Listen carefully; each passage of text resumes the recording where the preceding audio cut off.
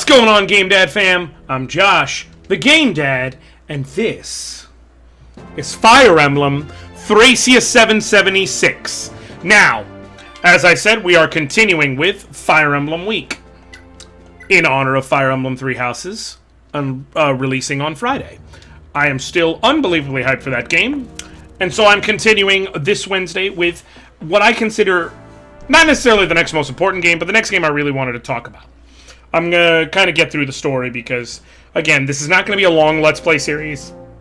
I'm just going to explain some basic things. This game focuses on Leif, the Prince of Manster, and on his party and their quest in Thracia. So, in the year 776, no less. So, the fourth game of the series, Genealogy of the Holy War, as I explained in the last video, takes place in two acts. Act 1 follows Prince Sigurd. Act 2 is the next generation and his son Seliph. In between, this game's story takes place. Many of these characters relate to Fire Emblem 4. Leif is part of the second generation in Fire Emblem 4, as is Finn, his best helper in the starting group, so on and so forth. So it is, Finn is also part of the first half of it as well. So basically, this story is sort of an interlude story that came out.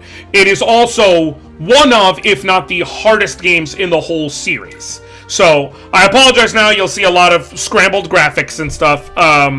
Translating this one can be a little bit annoying because of how it's set up, but you can make out important information. Like in the top right, even though there's a lot of gibberish, if you get familiar with the games, you know that 12 is your attack damage, 106 is your hit rate, 22 is your dodge rate, etc. And you can just kind of do your math across. This game has a lot more to it than the first one. So you've got things like weapon levels set across different things. You've got skills that are now pretty much kind of a staple, but were gone from this point all the way back up until the GameCube with Path of Radiance, the 9th game.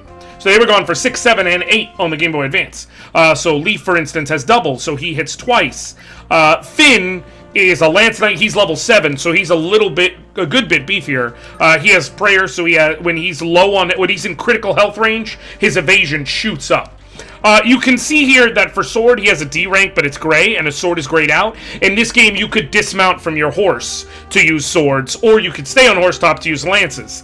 There are also certain indoor levels, and in those levels, knights have to be dismounted, so there is reason to train him a bit with swords beforehand. Then you've got Orsin, my dog. I love me some Orsin. He's great. He has the Wrath skill, so he has a good chance of countering with a critical hit. And then you have Havan. He's just kind of filler, but his main advantage is he has ambush. He always attacks first. Even if he's attacked, he counters before the enemy hits him. It's really handy. Avel is this game's Jagan. She is a level 12 sword master, so you can see she has 20 speed. Criminy. And she's just ridiculous in all ways. So, what we're going to do, one thing this game adds also is you can see the range of enemies as you're doing stuff. So I'm going to move Havan here. And I'm going to put Leif next to him. And Avel. Leif does have a leadership star. Okay, so you may notice there is underneath the word Leif, there's a star there. So he has a leadership star, so effectively what that means is he will support Orsin marching over here, and he'll make him a little bit better in terms of defending himself. Like, statistically, his accuracy and evasion get affected by it. So, you see, Havan's like, nah, you good? You can see the graphical upgrade from the NES is noticeable, and quite wonderfully so, in my opinion. He's got a Brave Lance, that's what it is. I'm gonna move him right here, and I'm gonna move Orsin in here, and let him work this dude. Skadoosh! Nah! Really, Orsin? You're making me look bad after I stuck up for you. Trust me, Othin's a good character. If you ever decide to play this game, I promise you, you are absolutely wise to use Othin. So, this game is, as I said, notorious for being hard. How hard are we talking? Well, the first time I tried recording this video, I had to stop it shortly after this point and restart it because that Manster soldier counterattacked Othin and critically hit him and killed him. Who is that? That is Dagda! Supported by his daughter and his good lackey Marty. So, Dagda's probably the actual Gigan of this section. But the difference is Dagda is actually totally usable. He has a skill called Duel, so he can basically just force a battle to keep going till the enemy's dead. He is hella tough. Just hella tough. Got a ton of build. He's great. Tanya's the archer, much like Gordon. She's alright. Nothing worth writing home about, but not terrible. Marty! Marty's basically worthless. If you get super lucky, he's good, but you can see he has 0 skill and 0 speed. I actually believe they just forgot to input starting stats for him. As a result, he gets doubled by everyone, and he has no skills to show for it. He is just there. Marty is just a guy. Like, there's no other word for it. Marty is a dude. He's a dude who is on your team to be a dude. So, use him if you wanna. Meanwhile, I'm gonna stick with the much more useful characters. Havan isn't perfect, but man is he good. Now, you may have noticed that catch command. So what that is this game you don't get a lot of shop access. Having to properly ration your items and weapons and utilize characters based on what you have is a noticeable part of it. So, in order to maybe draw some fire beneficially for us, I'm going to put Dagda here and have him equip his hand axe. Because hand axes are like javelins, you can use them at range. Yeah, so if you use the catch command, your accuracy goes down, your power goes down. But when you hit an enemy, if you defeat them, you capture them. And what that means is you get their entire inventory. So that's going to be the main way you're going to get items, is by capturing enemies. So, but you have to have a higher build stat than the enemy. So for instance, Leaf cannot capture. Havan can. Dagda can capture damn near anyone. It's an awesome thing about him. Marty can capture folks, he just can't hit. Because he has no skill and speed. But, is what it is. So, Iron Axe. Let us continue the pain down here. Yeah! It took him a second, but get her done. Okay. I can't remember if Othin has to visit this himself, so I'm gonna wait a turn. Doo-ba-doo-ba-doo-ba-dee-boo. I will show you a little bit of Dagda action. I'll keep him equipped with his hand axe because I'm not that worried. Choom! Dagda is Beefcake Omega. Now, he gets very little experience. You do not want to use him a lot. But he's good for drawing in these archers, so then you can kind of focus on the lance users as they come. And Finn, I'm just going to have marching on back with us. So this game is just, it's tough, but it's fun. As far as I'm concerned, anyway.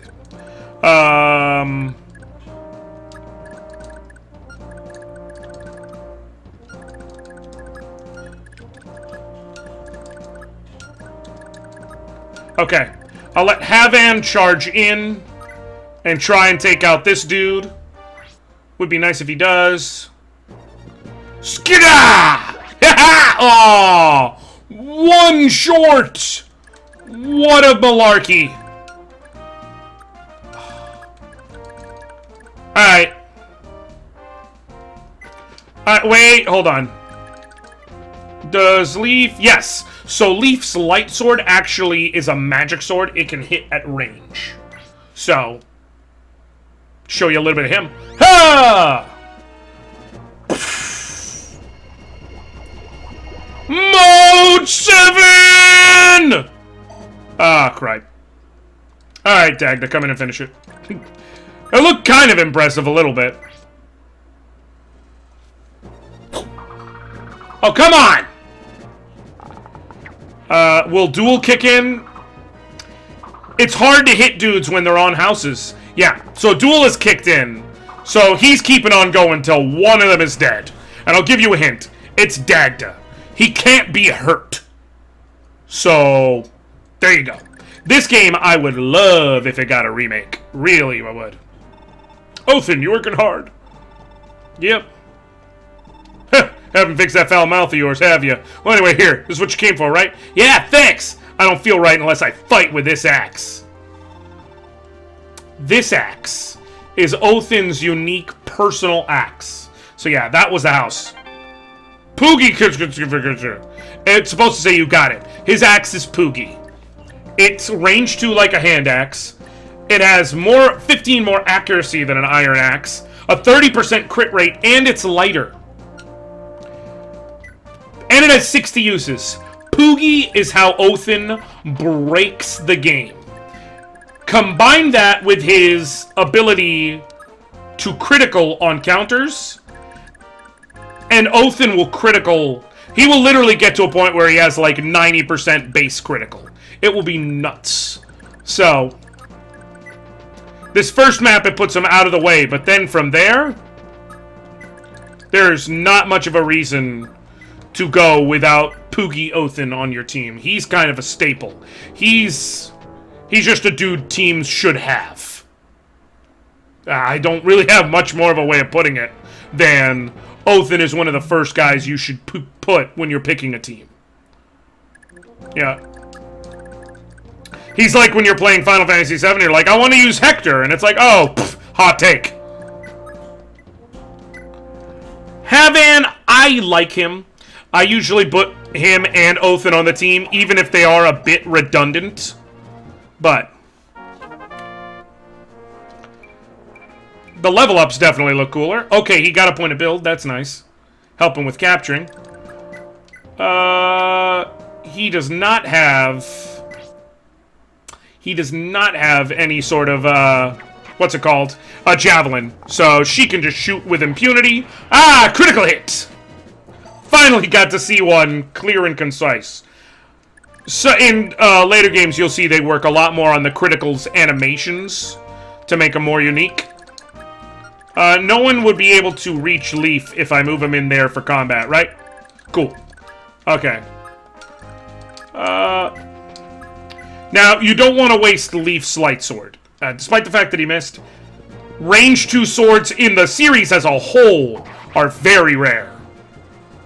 Like, you don't waste a range 2 sword.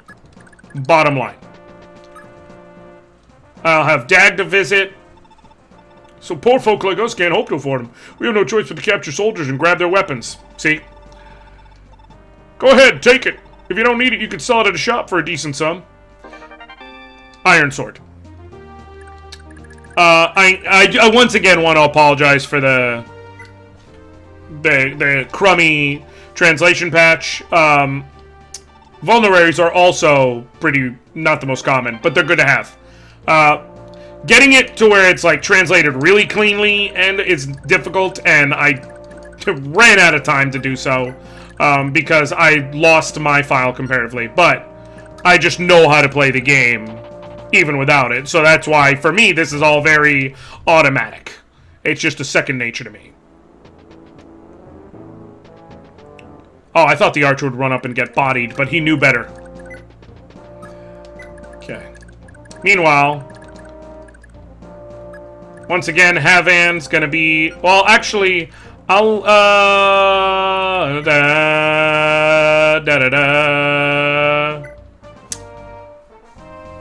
Yeah, I'll let Havan attack him. I would, like, have, for instance, Finn attack. But Finn's already level 7. So it's not like I'm sitting here being like, oh, I can spread around my experience more. Like, no! No, I'm giving it to the guy who absolutely doesn't need it if I do that. Boom. Oh.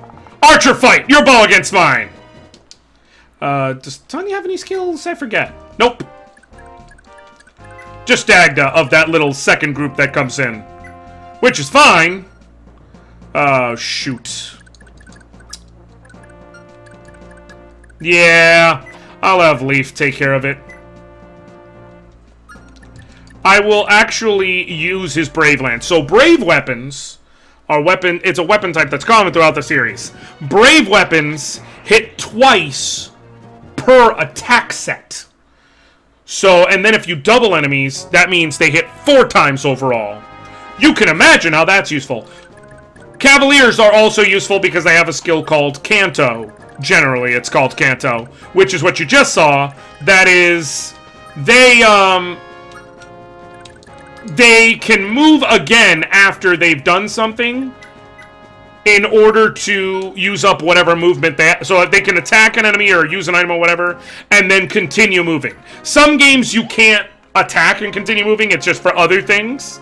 But after what happened on Monday's video, I ain't taking any chances with Leaf. Like I said, I don't plan on playing this all the way through, so I'd rather be 2 for 3 than, you know, whatever I end up being if I die here. Okay. So, Havan, take out one of these guys. Unless he misses, of course, but... Othin's gonna take out the top ones.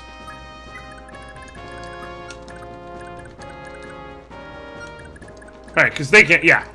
So I'll have Tanya go here. She will Iron Bow this one. But yeah, no, this game I played back in... I was still in high school, I believe, the first time I played this game. So... It's been some...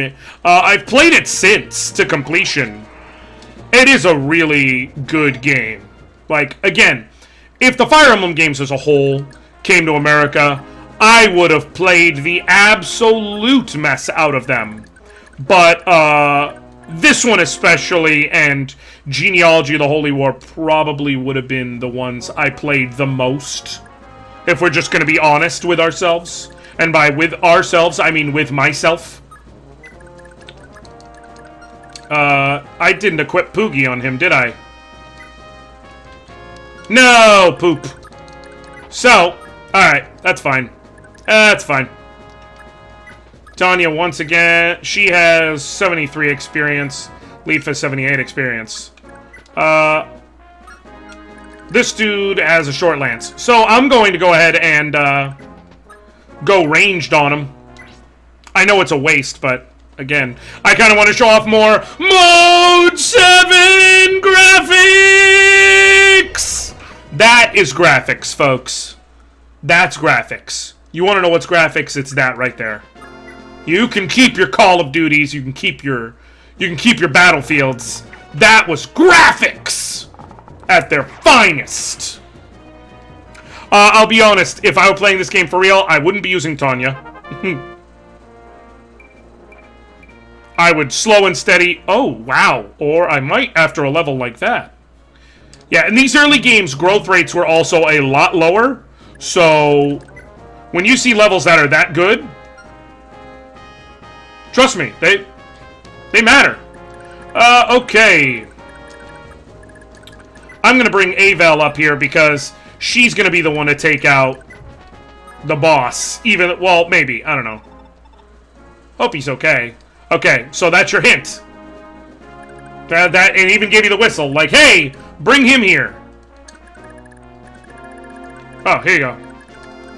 So, lets me move off of there. And Havan gets to go there and visit. And you have a special moment with him and his brother. An axe? It's a nice axe, isn't it? I got it from a strange old lady who came out of the lake in the mountain. But I can't really use it. There's a story there. But yeah, Havan gets the brave axe. Much like with Finn's brave lance, it absolutely decimates people because it double hits. But the thing is, Havan's brave axe is not unique. I could hand that over to Orsin or Dagda or whoever and be fine. I'm not gonna, because it's his, but I could. Pugi Pugi! Here we go. Skoo! Now he attacks and then counter. I will show you ranged action with it this next fight. But for now, I just wanted to kill the guy. Okay. Now I'm not going full bore speed on this, by the way. Okay. But ranged. Yeah! Just obliterates, folks. There's no other word for it. Orsin is great. Even when he gets a poor level up, I would still use him, unless he got like 5 or 6 of those. He would absolutely be on my A team. Oh, and take this magic ring. You have to use it to take advantage of its power. A life ring.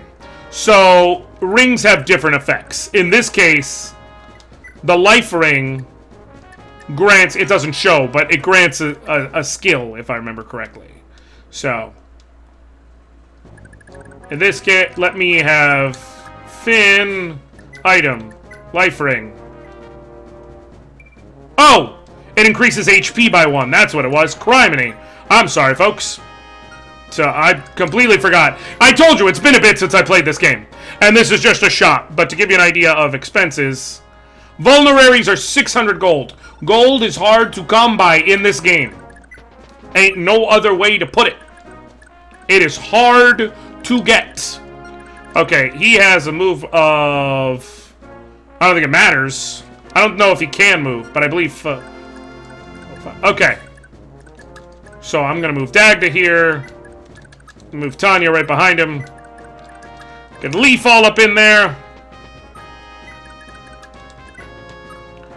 We're ready for our final assault. Okay. Here's the thing about most Fire Emblem bosses. They can usually, and not always, but usually, be cheesed. What do I mean by be cheesed? I mean, you can attack at range and plink them down. Now, you can't here with Tanya, because this dude ain't having none of that. What are you supposed to do? 2 things. Leaf can light sword him. And the reason why is because the light sword uses magic, and this dude has no resist. Like, Armor Knights, as a rule, have pathetic resistance. And then the other option, which I will show you next turn, Orsin, even with Pugi, to give you an idea, won't be able to deal enough damage. The other option is Avel. Now, I'm going to have Dagda help Leaf and drop him right here so he's not in range if there... I don't believe this guy can move, but just in case. And Finn will stand right there because I know he can take the hit. And Orsin can talk to Tanya.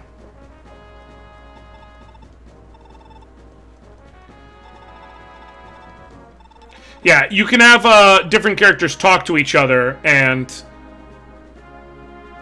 you know, they have little bits of info, things like that. Sometimes things come of it, sometimes they don't. Wiseman gains back some health, and then that's it. Doesn't matter. Leaf is going to continue his light sword assault so he can level up. I just wanted to get a level up before finishing. But here's what you're really supposed to do in this level, because you could just use Leaf and his light sword until this dude died, so Leaf gets the experience. That's probably, if not the efficient way to do it, the smart way to do it for the long term. But the way they intend you to do it for efficiency is to have Avel come in and smack this dude something good with her fire sword. Avel's a bamf. Ain't no other term for it. And bosses always give you a ton of experience. A normal character probably would have gotten a full 100 and leveled up. Avel got only 43 because she ain't anything worth. She's so highly leveled already. So, Leaf is the only one who can seize a throne at the end of a level, so he's necessary. Nana, Marito, where are you? They've been taken away by Redrick. So, the plot goes from here. This whole level was trying to save Nana and Marita, and then you move on to the village of Ith. I'm just going to let it start so we can see what gets added in this level. But you get the basic idea of it. Now, also, one thing this game added that it did not, thankfully, catch on is something called stamina. So, you actually have a stamina meter, because eventually you'll be able to pick which units come in combat with you and which don't. Eventually you will get a stamina meter, and losing health will have you lose stamina. So, okay, there's no, I wanted to see if there were any recruitable characters I could show you on the outset of this level. I know they join in, but... so that's basically Fire Emblem 5, Thracia 7076. I love this game. I know, even with the imperfection of the translation, whatever, this game is awesome. I would have played it non-stop as a kid. I do play it, I've played it several times as an adult. It's just fun, and I love it, and I enjoy it. But that's going to be about it here, folks. So I will catch you guys next time. Leave a like if you liked it. Leave a dislike if you didn't. Shout out below if you are someone who's played Fire Emblem, much like how I love Orsin with the Pugi. He's just my dude in this game. He is probably my favorite character. Like, even with dudes like Set, which, if you look into it, you'll learn there's some really powerful characters. I love Orsin because he's just, from moment one, reliable, powerful, well-balanced, and just kind of cool to me. But what are some of your favorite Fire Emblem characters across the series? Because I've got favorites in every single game, but, you know, I'm not going to go down a list of that right now. So who do you guys like if you've played it before? Be it new games, old games, or even just by look. You know, maybe Fire Emblem Three Houses, if you've not played a game before, but you're like, hey, I think I want to start with that one, and this guy looks cool. Who is it? Shout it out below, let me know, and otherwise, I'll catch you later, GameDad fam. Alright.